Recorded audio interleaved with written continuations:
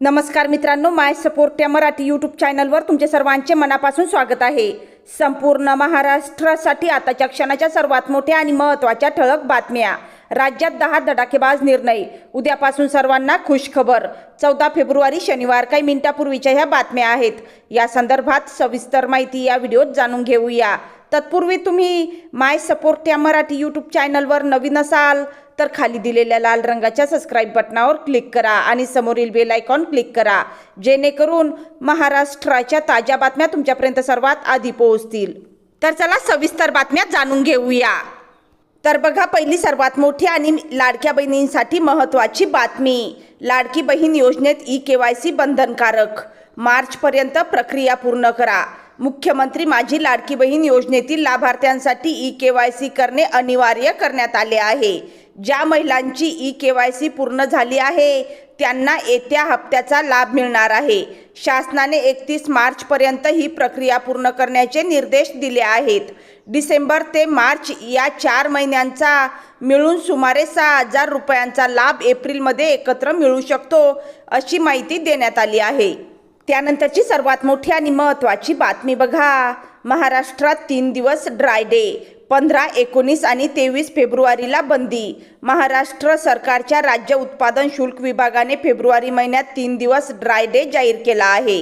15 February, 19 February आणि 23 February या 3 दिवशी राज्यात मद्य विक्री पूर्णपणे बंद राहणार आहे।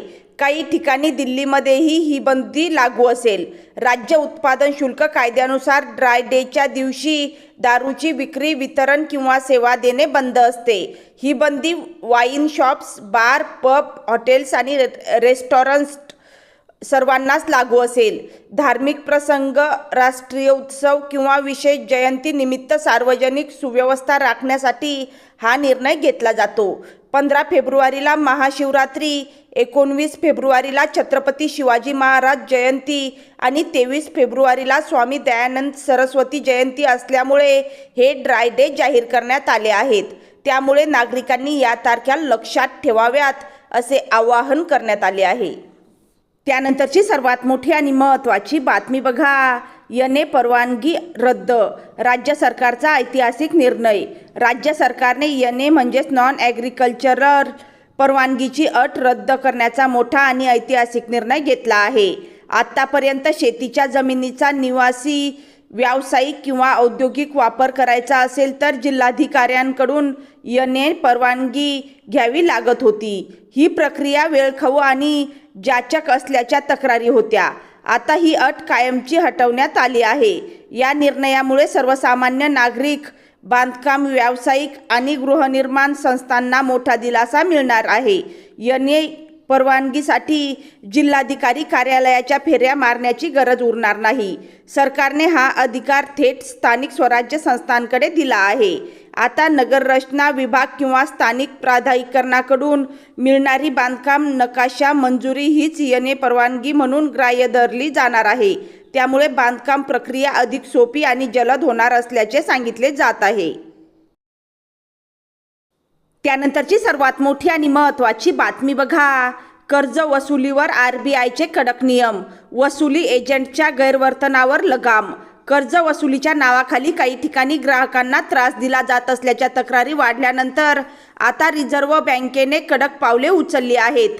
बँकांनी नेमलेल्या वसुली एजंटनी ग्राहकांशी नम्रतेने वागावे, धमक्या देऊ नयेत आणि ठरलेल्या वेळेतच संपर्क साधावा, असे स्पष्ट निर्देश देण्यात आले आहेत। नियमांचे उल्लंघन केल्यास संबंधित बँकेवर कारवाई होणार आहे। त्यामुळे कर्जदारांना मोठा दिलासा मिळणार आहे। त्यानंतरची सर्वात मोठी आणि महत्त्वाची बातमी बघा, राज्यात 5,000हून अधिक प्राध्यापक पदे भरणार, पण गैरव्यवहाराचा आरोप। राज्यातील अनुदानित महाविद्यालयांमधील सुमारे 5,012 रिक्त प्राध्यापक पदे भरण्यास शासनाने मान्यता दिली आहे। उच्च शिक्षण क्षेत्राला बळकटी देण्यासाठी हा निर्णय महत्त्वाचा मानला जात आहे।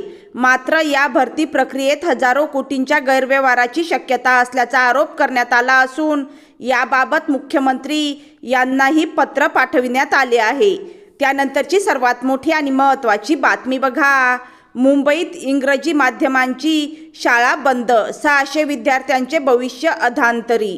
मुंबईतील जोगेश्वरी परिसरातील एका इंग्रजी माध्यमाच्या शाळेने अचानक बंद होण्याचा निर्णय घेतला आहे. त्यामुळे सुमारे 600 विद्यार्थ्यांचे शिक्षण संकटात सापडले आहे. पालकांनी या निर्णयाविरोधात संताप व्यक्त केला असून राजकीय पक्षांनीही शाळा प्रशासनाकडे धाव घेतली आहे. विद्यार्थ्यांचे नुकसान होऊ नये अशी मागणी पालकांची आहे. त्यानंतरची सर्वात मोठी आणि महत्त्वाची बातमी बघा. कर्मचारी शिक्षकांचे राज्यभर आंदोलन, मागण्यांकडे सरकारचे दुर्लक्ष. राज्यातील कर्मचारी आणि शिक्षकांनी त्यांच्या विविध प्रलंबित मागण्यांसाठी जिल्हाधिकारी कार्यालयापुढे धरणे आंदोलन केले आहे. शासनाने मागण्यांकडे लक्ष न दिल्यास अर्थसंकल्पीय अधिवेशनात बेमुदत संपाचा इशारा देण्यात आला आहे. राज्य सरकारी कर्मचारी संघटनांनी सरकारला चर्चेसाठी तातडीने बोलण्याची मागणी केली आहे. त्यानंतरची सर्वात मोठी आणि महत्त्वाची बातमी बघा. दिव्यांग कल्याण विभागाची मोठी कारवाई, 363 संस्थांची नोंदणी रद्द. राज्याच्या दिव्यांग कल्याण विभागाने नियमभंग करणाऱ्या सुमारे 363 संस्थांची नोंदणी रद्द केली आहे. गेल्या काही वर्षात अनियमितता आढळल्यामुळे ही कारवाई करण्यात आली आहे. संबंधित संस्थांनी घेतलेल्या अनुदानाचा वापर कसा केला याचीही चौकशी होणार असल्याचे अधिकाऱ्यांनी स्पष्ट केले आहे. त्यानंतरची सर्वात मोठी आणि महत्त्वाची बातमी बघा. मंत्री नरहरी झिरवळ अडचणीत, मंत्रालयात लाच घेताना कर्मचारी अटकेत. अन्न व औषध प्रशासन मंत्री नरहरी झिरवळ यांच्या मंत्रालयातील एका कर्मचाऱ्याला लाच घेताना रंगेहात पकडण्यात आले आहे. औषध दुकान परवान्याच्या नूतनीकरणासाठी 35,000 रुपयांची मागणी करण्यात आल्याचा आरोप आहे. या प्रकरणावर राजकीय वर्तुळात खळबळ उडाली असून विरोधकांनी मंत्र्यांच्या राजीनाम्याची मागणी केली आहे. त्यानंतरची सर्वात मोठी आणि महत्त्वाची बातमी बघा. नमो शेतकरी योजनेचा हप्ता रखडला, शेतकऱ्यांची प्रतीक्षा वाढली. नमो शेतकरी योजनेचा 8वा हप्ता अद्याप शेतकऱ्यांच्या खात्यात जमा झालेला नाही. दरवर्षी 6,000 रुपयांचा लाभ दिला जात असला तरी यावेळी तांत्रिक कारणांमुळे विलंब झाल्याची माहिती आहे. त्यामुळे शेतकरी कृषी कार्यालयाच्या चक्रा मारताना दिसत आहेत. लवकरच हप्ता जमा होईल असे प्रशासनाकडून सांगितले जात आहे. त्यानंतरची सर्वात मोठी आणि महत्त्वाची बातमी बघा. राज्य शासनाच्या अंत्योदय आणि प्राधान्य कुटुंब योजनेअंतर्गत रेशन कार्ड धारकांना नियमितपणे गहू व तांदूळ वितरित केले जातात. मात्र मार्च महिन्यापासून या वितरण पद्धतीत महत्त्वाचा बदल करण्यात आला आहे. तांदळाऐवजी लाभार्थ्यांना गव्हासोबत मका दिला जाणार आहे. या निर्णयामुळे जिल्ह्यातील लाखो रेशन कार्ड धारकांच्या शिध्यात बदल होणार आहे. जिल्हा मार्केटिंग फेडरेशनच्या माध्यमातून अहिल्यानगर जिल्ह्यात 8 खरेदी केंद्रांवर मका खरेदी सुरू आहे. आतापर्यंत सुमारे 15,000 क्विंटल मका खरेदी करण्यात आली असून ही खरेदी 28 फेब्रुवारीपर्यंत सुरू राहणार आहे.